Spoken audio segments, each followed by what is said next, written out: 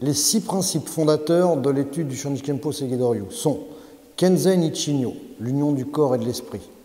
Rikiai Funi, ne jamais séparer la force et l'amour. Shushu Koju, le travail de la défense en premier. Fusatsu Katsujin, l'importance de protéger la vie et ne pas la détruire. Goju Itai, les techniques dures et les techniques souples sont indissociables.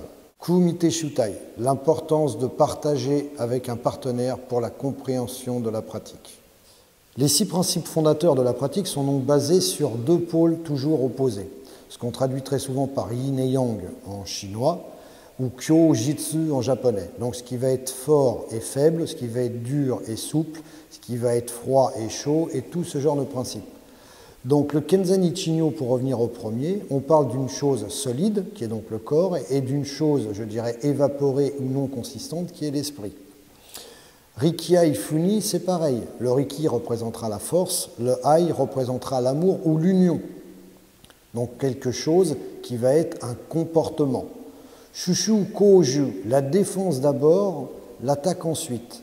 À ce moment-là, comment va-t-on considérer cette chose-là? La défense d'abord signifie que l'on ne doit jamais être celui qui engage le conflit. Donc mentalement, nous devons nous positionner de manière à éviter ça. Maintenant, le corps sera le dernier élément à réagir si nécessaire. Voilà pourquoi nous étudions les techniques de défense.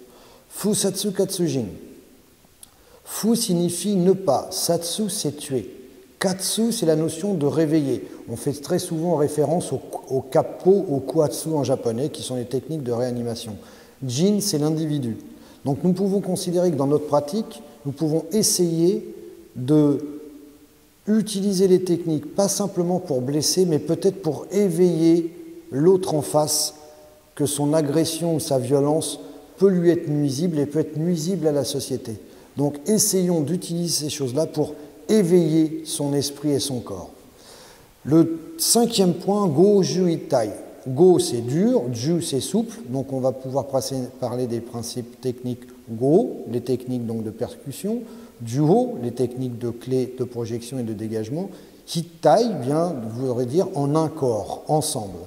Donc on étudie séparément ces techniques-là d'un point de vue méthodologique, mais en même temps, très très vite, on ne doit pas les dissocier parce qu'elles sont intimement liées. Après, la notion de Goju Itai se retrouve dans le principe dur et souple. Donc une technique dite dure, technique de percussion, peut être pratiquée en souplesse. Une technique de projection peut être pratiquée en dureté. Donc c'est plutôt un principe plutôt qu'un concept technique à proprement parler.